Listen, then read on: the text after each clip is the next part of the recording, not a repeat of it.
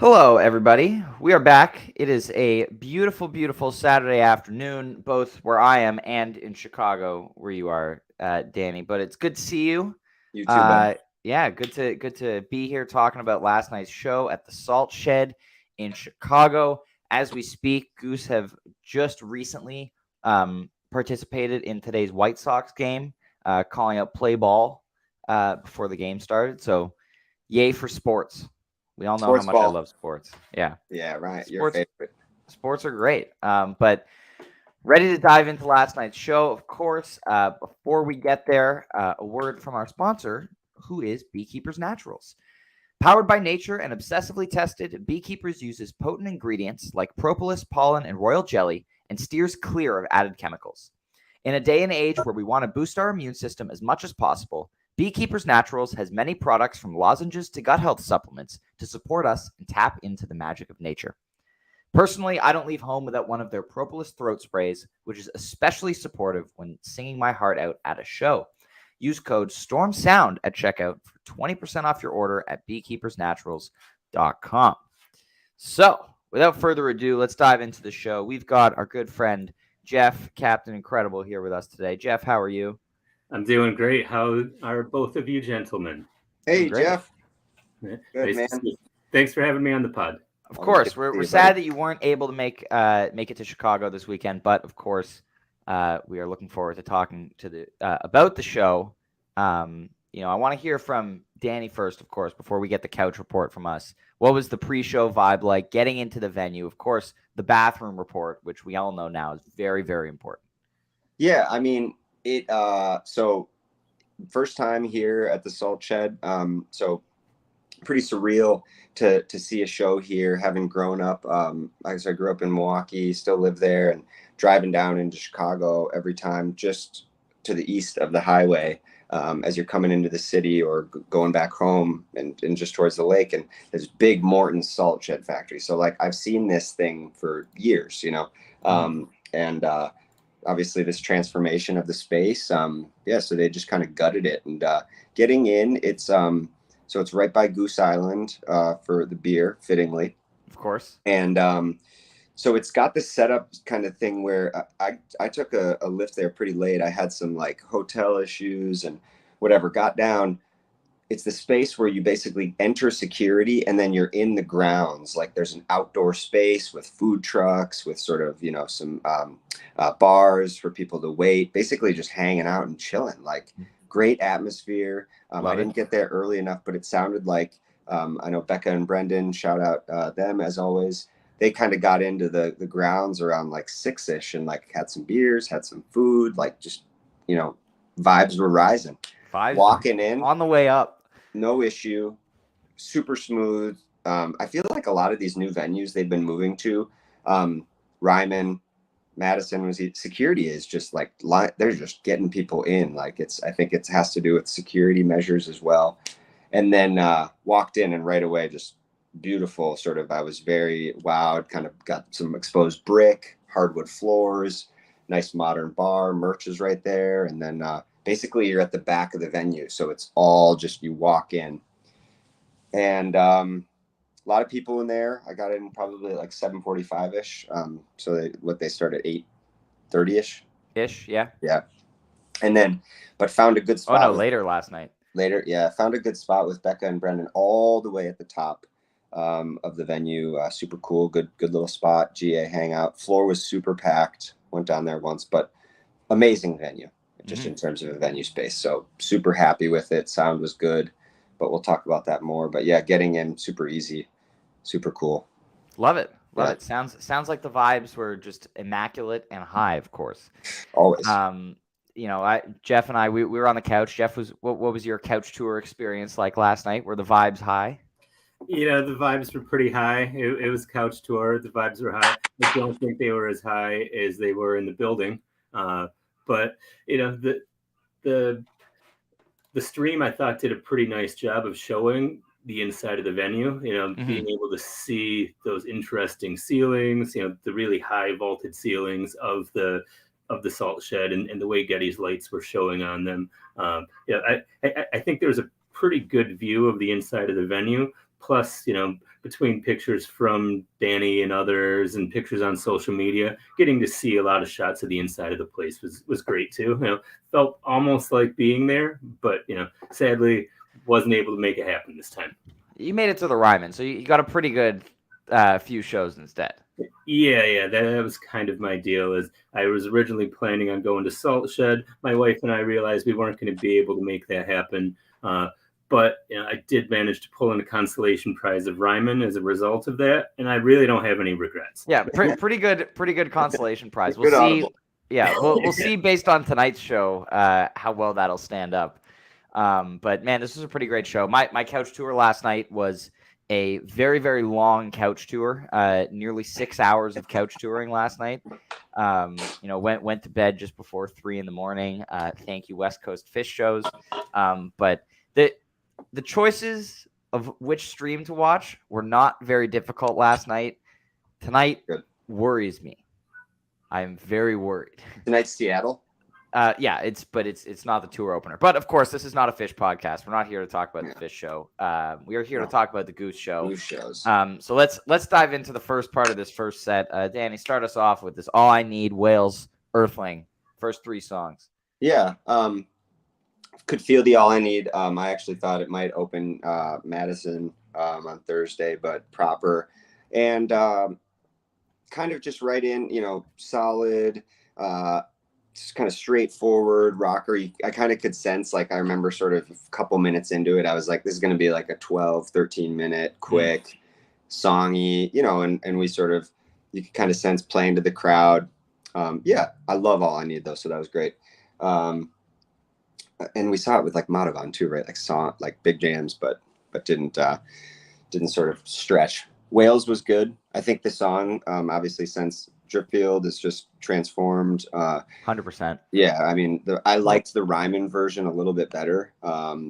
Just in terms of, I felt the energy there was a little stronger with the song, but it's great.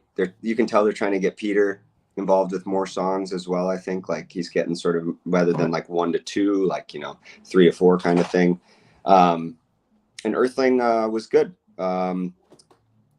Admittedly, Earthling, when it starts, I kind of have a little apprehension still, but the way the song is transformed as a jam now, it's great. And I think they sort of like dropped in, was our first sort of example of things kind of loosening up. Still stayed kind of tight, but had some good funky little vibes in Earthling, as is the case, and the crowd loves it, right? That's a song that I think the crowd always loves also. So yeah, a little dance funk action in the Earthling, and great instinct on the All I Need opener being a shorter one. We had the same first 2 songs opening up Cleveland a few weeks ago, which is interesting that they paired them together to open another show. Yeah, so close together.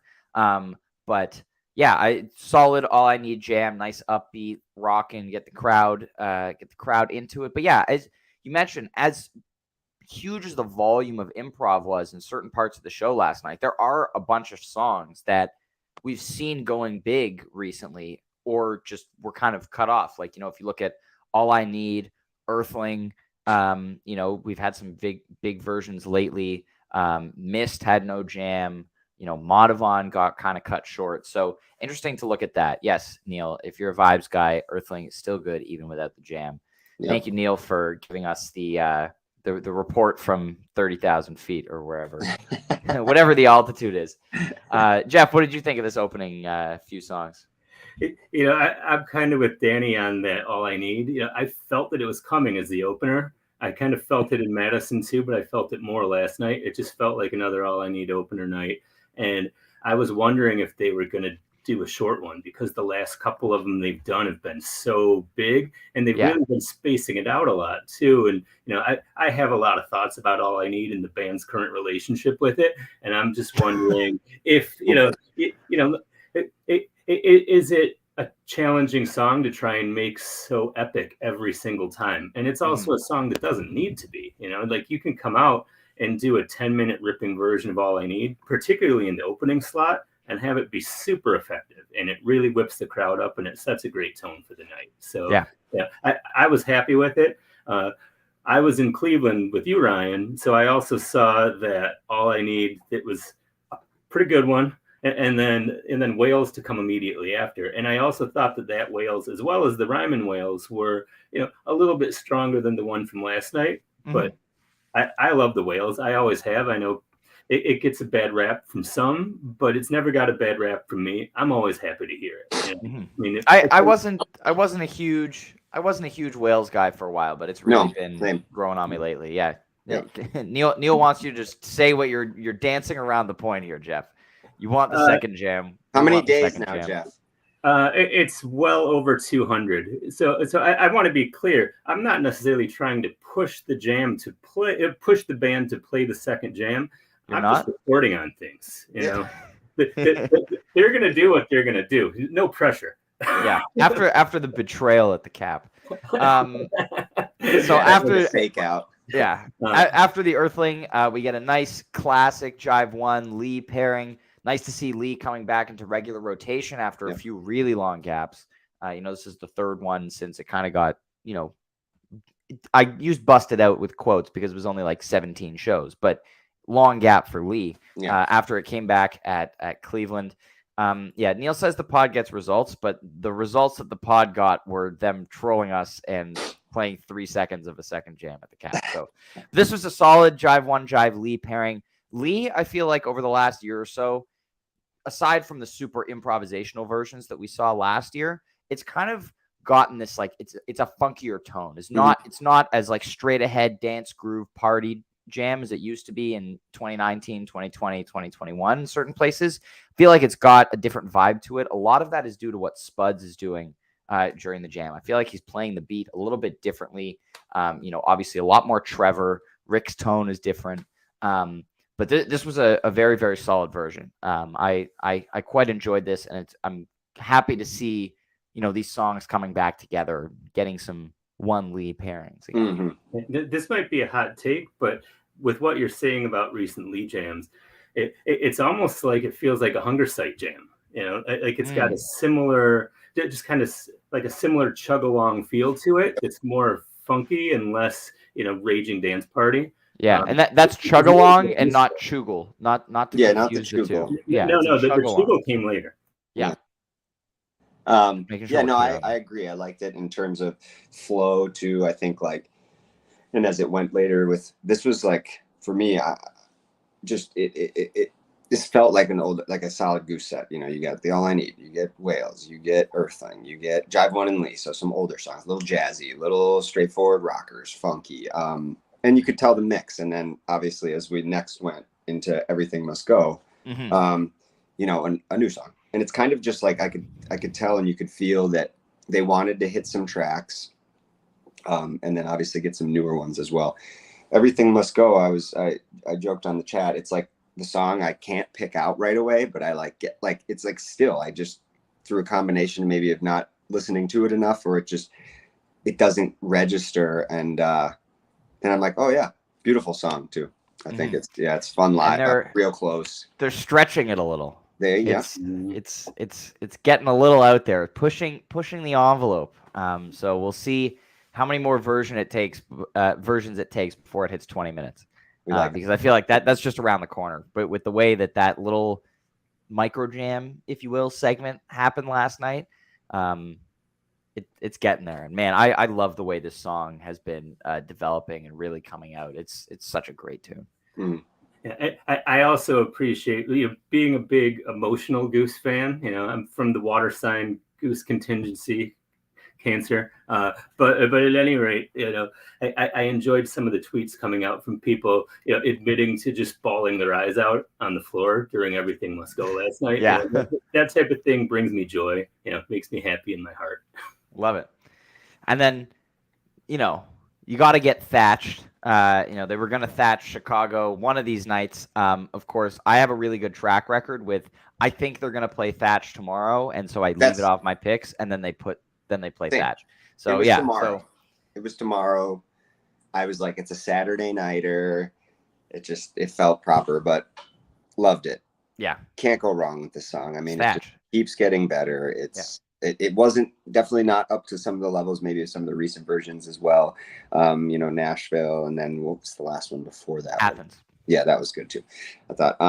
But a thatch is a thatch. A thatch is a thatch, and it is like it's definitely. I think because the first two I saw were Goose Miss and New Year's, and you can see like it's definitely sort of as we saw the evolution of songs like Pancakes, Redbird. You know, they're getting comfortable with it, and it's kind of finding its space. Yeah.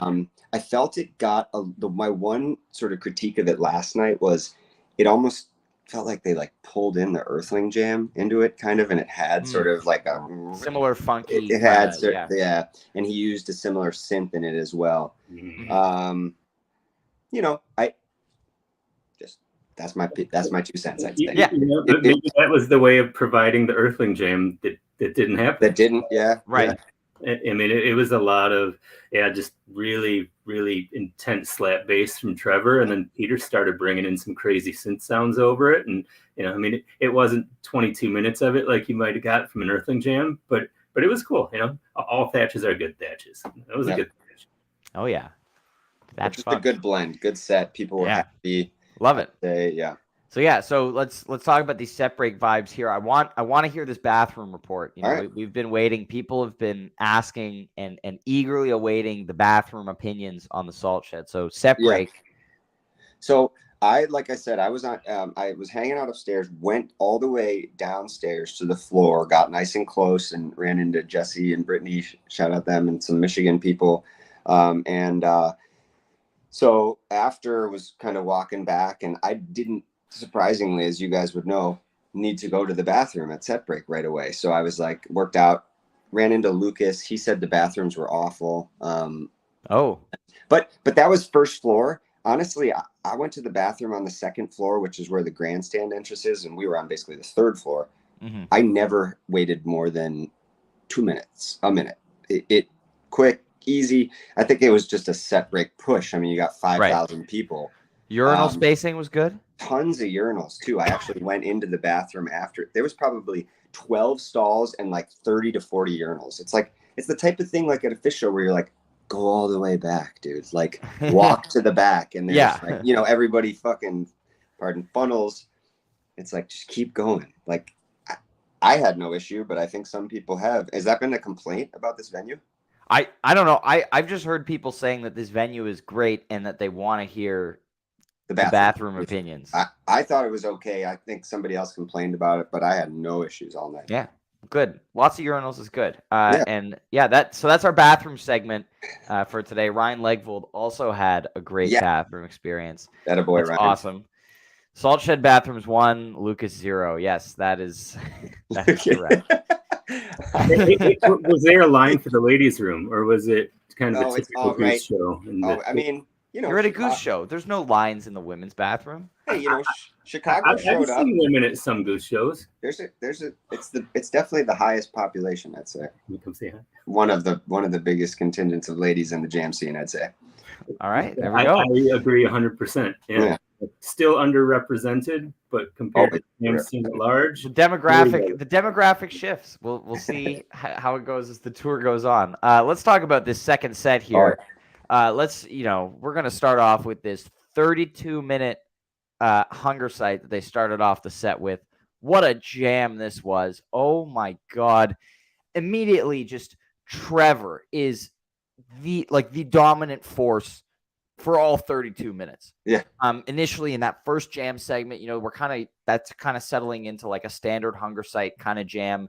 Kind of started with the Trey version at Radio City last year, that kind of like hard charging, just shreddy section. But Trevor was just leading it. Like normally Rick is out front with the shreddy stuff, which he still was at times, but Trevor was the real driving force behind this segment. And man, it like went from there to like a TED section, and like Peter was all over the organ at times, got a little funky, kind of a reggae vibe at times, and then you get that like the cross-eyed intro kind of thing, that 2-chord gorgeous bliss jam to finish it off. Man, what an amazing jam! Cohesive. They were moving from idea to idea so smoothly. Like, loved it. What was it like in the room? It was unreal. I mean, you can't beat. Like the Indian River in Madison, mid jam and being like, is this still? Are we still? Is this still Hunger Site? Yeah. And it's but it for what it was, agreed. Like right away, I remember turning around to Brendan. I ran back upstairs for the second set and hung out up there the whole one. And but yeah, right away, same thing. Trevor, I was like, oh, like it's a combination, I think, of tone, mix, that he's a little higher. Confidence is big for me. I think you can tell that he like sort of is getting a little bit more confident about leading a jam, inserting himself, holding somewhere. And I got to see it really close the first set because we were right sort of in front of him, and he's just having a blast. But it was incredible. Everybody was lapping it up. Didn't feel like a long jam kind of can get to, like a 30-minute jam. Some, as we've seen, Detroit Rosewood, some of the jams in Madison last year, in February, just it's like there's space where they've run out of ideas. Like, what are we doing? Or you're kind of like, all right, let's do something here. Didn't feel that. I felt, and like you said, that transition into the kind of cross-eyed-ish intro. I know a lot of us on the chat were sort of catching on to that. I heard it right away. And then we landed perfectly. But yeah, Jeff, what'd you think of it? I mean, it was tremendous. I mean, 902 Vickers actually quoted this as being Jam of the Year. So, that must mean it's Jam. That his opinion is usually right. Like he doesn't throw that around lightly. He doesn't. He's very judicious with these things. Yeah. I fully agree with a lot of what was just said, particularly about the ideas never really running out and it feeling shorter than it really was. Yep. I think I forget who it was, but I saw somebody on Twitter post that it was, the shortest feeling 30-minute jam they've ever heard. And it just worked. It's because they never ran out of ideas. And if a new idea was coming, it was good and it was worth exploring. I was almost certain for a moment or two that they were going to do actual Cross-Eyed and Painless once they did that intro. But after they milked it for a couple minutes, it became apparent that's not what they were going to do with it. But I thought the idea that came after that was actually really cool.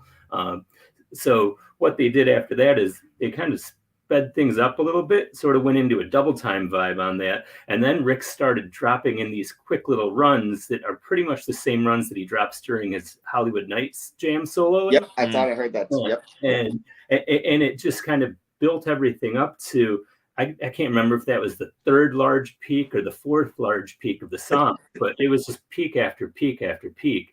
Yes. Bob down in there too, Neil. Yeah. Brendan heard that too. I think that was before kind of the cross-eyed vibe. It kind of the reggae section you were talking about, right? Yeah, a little got a little Bobby. Too. Yep. Little Robert. Yep, Robert.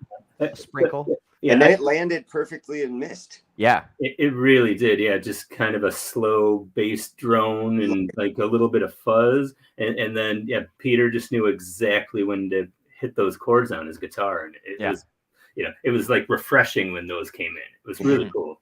Those transitions for them too, and like that's something I think that there's been improvement on, right? Like it doesn't always hit, but I think a lot of the dripping and actual like true segues that they've done, they've gotten better at them. I think it's still something I think I'd like to maybe see a little bit more of, a little bit more transitionary segments of shows. I mean, they do. It's really right. We song like. That's just sort of their approach. Yeah. Well, yeah, they did that here for the first 3 songs of the set. They bleed into each other very well. There's not as much stopping, which again, we're used to seeing in between almost every song.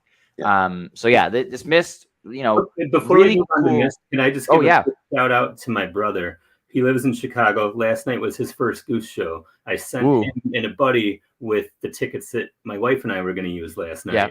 And it was his first time. He's listened to the Dripfield album a lot, and he was hoping for Hunger Sight and said that he felt it in the air. He knows how jam bands work and that it wasn't necessarily going to happen. I didn't think it was going to happen. I thought it was going to be tonight. He said he felt it in the air once he was already in the room. And, kudos to brother Eric. Sometimes there's a vibe. Right, man. Yeah, you caught the vibe, and, you knew it was good. It might be the GOAT Hunger Sight to date. Yes, love it. And so then you got the Mist happening next.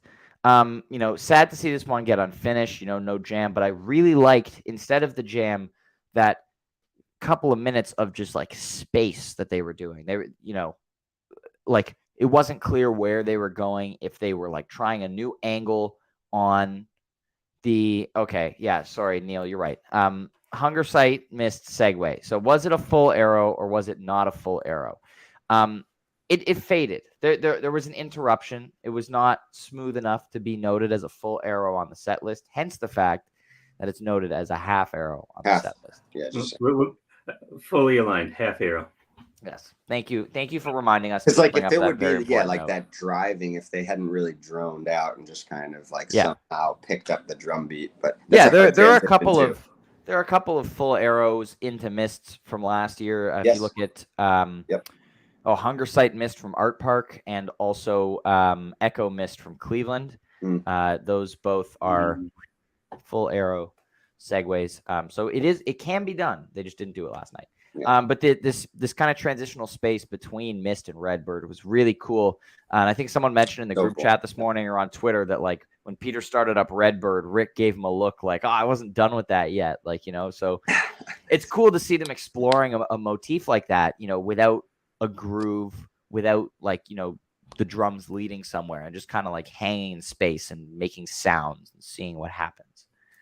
It felt almost like GD space dropping into a terrapin or something like that. It was really just pretty ethereal. And Peter actually hinted at that Redbird very, very early on in it. You heard that first note of Redbird come through, and then he laid back and let it develop for a couple minutes. And still, I think, Rick gave him some stink eye. But well, but it was short. I mean, what did the Mist end up being? 6, 8? Yeah, well, I'm thinking that, yeah. It didn't jam. I mean, yeah, exactly. We kind of didn't get the ending, so. It's good I'm convinced Goose does this all the time to force us to say into the mist. Or you can just say into mist. Mist. And we're just missing a word. Like, against mist. Into mist, yeah. Yeah. So this Redbird, nice straight burden. It's been a really strong spring for this song. This one immediately got going. Trevor hits on the envelope filter and just like wasted no time. There was no preamble. Yeah, there's nothing. Yeah. Redbird has been incredibly efficient so far. The last not long, but yeah. Like we've had these 15-minute versions that just go places. Man, this jam was great. Crowd loved it. I think it's a song that it got some response. I mean, it's the type of thing. Yeah, you think like you see not a ton of crowd. I mean, crowd involvement. Redbird gets it. It's not such a big crowd though, too, that it's hard to sort of capture. Unless it's like a Goose Miss setting where sort of, I think there were still a lot of people seeing their first shows, Madison as well, tonight as well. I think it's sort of just that vibe with going into such a bigger venue here in a major market. Redbird got some people, everybody likes a little Redbird sing along. It's true. Straight burden. Yeah. So I would like to call out with this Redbird that towards the end of it, Rick starts dabbling with this kind of triumphant theme. And if you go back and you listen to the Nashbird from Brooklyn Bowl, Nashville last March, it's pretty much the same thing that he was doing there. He falls back into it in this, but the full band reacts in a different way. And it's kind of like a double time sped up version of it. But it's the only time I've heard Rick play that same sort of triumphant chord progression since. And so it was interesting to hear that drip back into Redbird again. And I'm wondering, this is probably a long shot, but the written set list said Redbird 2 on it. So did that 2 have something to do with, with what Rick is doing there? Is this maybe tie into how they're approaching it for the studio album or something like that? No clue, but it's fun to theorize. Yeah, we're still waiting on, figuring out what exactly Redbird 2 means. Yeah, what's the 2? What is the 2? What is the? I mean, they have an album of songs right now. Yeah, I mean, we know they're planning on going into the studio this year at some point, probably over the summer. So. Yeah, there's so much good music. Right? Oh yeah, we can speculate all day about what's going to be on, but there are so many songs. Even just songs that have been debuted in the last year, and also songs, older songs that have not been on an album yet. So we will see what ends up being on it. But we're here to talk about last night's show, of course, not speculate on a future album right now. But we like to. We do like to. And then we get, Seekers in the second set. We talk about this a lot, not the placement we like to see for Seekers. I would take a Seekers 2 in this spot. I feel like a Seekers 2 on its own would be a great landing pad after a jam. Yeah. But it's Seekers 1. It's kind of like, okay, the next 15 minutes is going to be Seekers. You can go to the bathroom. It was a Seekers bathroom spot, and I ran into some people, and literally, it's like, buddy, like, there, he's yeah. like, yeah, it's Seekers. I'm going to the bathroom. Yeah. It's once again, good songs in isolation. It's just like, it's sometimes, it's the head scratcher sort of. Yeah. spot. You need the late first set Seekers. Yeah. That's the spot for it. That's where you want to see it. Mid to late set, maybe even outdoors in the sunset vibes. Yeah. See, that's like fine and perfect, but Colorado breathe it in sunset even. Feeling, Yeah, I'm going to take a divergent opinion here. Do it. I like Seekers. I like both halves. I always have. I've never gone to the bathroom during Seekers. Well, maybe while couch touring, sure. But I think something important to keep in mind about Seekers is, not everybody who goes to see Goose goes and sees them 5, 10, 20 plus times a year. A lot of people, it's their first time, or maybe they get to go a couple times a year. And if you've seen Seekers, you've seen Seekers. It doesn't really tend to do anything different.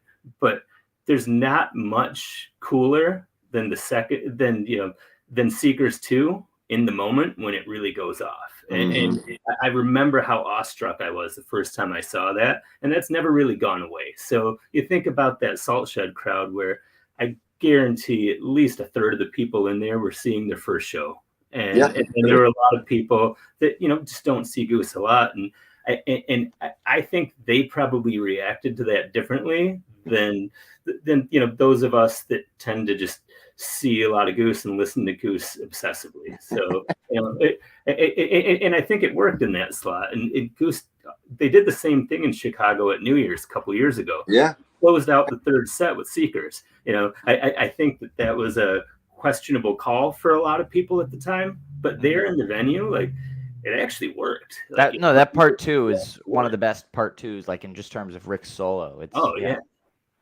it's so good. It's really good. No, but yeah, good, so good, I like having the pro Seekers opinion on the pod. It's not popular on the pod. People for the split Seekers, split them up. Yeah, part 2 in the second set. Just once, right? We've done that. But it's always been like, they played Seekers part 1 on night 1 of a run, and then part 2 on night 2 of a run, or they opened a set part 1 and closed with part 2. But yeah, just like, throw in a standalone part 2, give us surprise us. And then from there, kind of very unexpected, both looking at the clock and in terms of show gap, we get a Madhavan. Neil mentioned earlier, kind of cut short is a funny way to describe a 12-minute Madhavan. I think it is an accurate way to describe it. I think that 12-minute track on Nugs also includes the encore drone break. Yeah, it was and so 9 minutes maybe. Yeah, it was interesting, very interesting to do that with a song like Madhavan. Like we saw on the written set list that they were planning on a Madhavan Tomorrow Never Knows Madhavan sandwich to end the second set, which would have been very cool. And I kind of wish they had saved that to pull off the full sandwich another night, because given time and where that initial Madhavan jam was going in its first few minutes was pretty cool. And it felt kind of abrupt, like, oh, we're just floating in space again, and then, oh, they're leaving the stage. Yeah. So shortest Madhavan in a very, very long time. Yeah, especially if you take out the drone sequence. Yeah. Yeah. It was that weird in the venue, Danny? Like, did it? Yeah, I mean, once it started, I was like preparing for the show to like wind down, like and then sort of was maybe and once it started up, same thing, saw Brendan, and I said, really? I was like, huh. But same thing, it's sort of tough because you're like, well, there's not so much time. Like I sort of am already like anticipating this short jam, like, or not even. It's like what are we gonna do here? Or so it's also according to .net. So based on what we know of the archives that are available, this is the first ever unfinished Madhavan. It has never been left hanging like this. So Oh, Michael, you're asking, will they finish Madhavan tonight? I don't know. Jeff's wearing his pure Madhavan shirt. I'm wearing this to help manifest it so that Yeah. they will finish it today. So do you guys think it's going to happen? Do you think, I think that'd be opener sweet. somewhere? End first set, like Yeah. with the just just build a jam Yeah. into the ending of Madhavan. Yeah, that would be. I mean, that's what I think would be the coolest way to do it, would be to find some landing point in the show to really just rail into it and end it. Goose has a history when doing these type of things that if they tend to start the show off with whatever they finished, with whatever they didn't finish previously, they tend to start the show off with it. So I think that's the most likely scenario, is some sort of jam into Madhavan ending to start today. But I feel like the coolest thing would be just, really making it count at the right point in the show. Yeah. Mm-hmm. Yeah, it would feel a little like awkward. I feel like going in and it'd just be kind of tough to pick that up. Well, I mean, you could almost start at the beginning of the Madhavan jam and then just play 20 minutes of Madhavan if you wanted to. But they could, or they could go into Inside Out and have like a really, really nice jam that starts to explore and fall apart into some Madhavan weirdness, and then all of a sudden, bam, that's the end of the first set or something like that. Yeah. That'd be cool, yeah. And then so they pick up the drone. We get a nice Tomorrow Never Knows encore. Always a great cover. I feel like, kind of on the hanging Madhavan, it was kind of like would have been nicer if they had maybe just non-chord and played Madhavan for 20 minutes. Yeah. And Tomorrow Never Knows was all right. Like, it was a good kind of. Oh, it's a great cover. Like I love the way they I love the way they do it. Yeah. Was that the first one since with Radio City? No, they played it with Bobby in Mexico. Oh, okay. That's right. Yeah. Halftime since then. Yeah. There's almost like a different version of the song. Yeah. So it's, of course. Yeah, but technically the same song. Yeah, bending time and space around it with its speed. Well, that's it for tonight. Quick little fantasy update. I personally, I don't know off the top of my head how you guys did, but I personally did much better than on Thursday. I put up 22 points last night, which was pretty nice. Shout out to Cup 2 Refill, who hit 30 last night. Well done. How did you guys do? I got 21, but I put myself into 5th place for the full tour. So, I've never really tracked this well before, so I'm feeling good about this season. You're only 11 points behind Brian. You're gaining. I can still catch him. Yeah. I'm only 15-ish points behind you. My abysmal performance on Thursday really set me back a bunch. D, how did you do? 20, I think. Solid. Yeah, just solid showings all around last night. Yeah, I had Hunger Sight. Actually, no. I thought I had Hunger Sight so much that I exclaimed I got points for the opener when they started it, but without revealing what the song was, and enough, didn't have it. But it was worth it for that jam. I put Need, Lee, one, and one other, I think. But either way, I think tonight,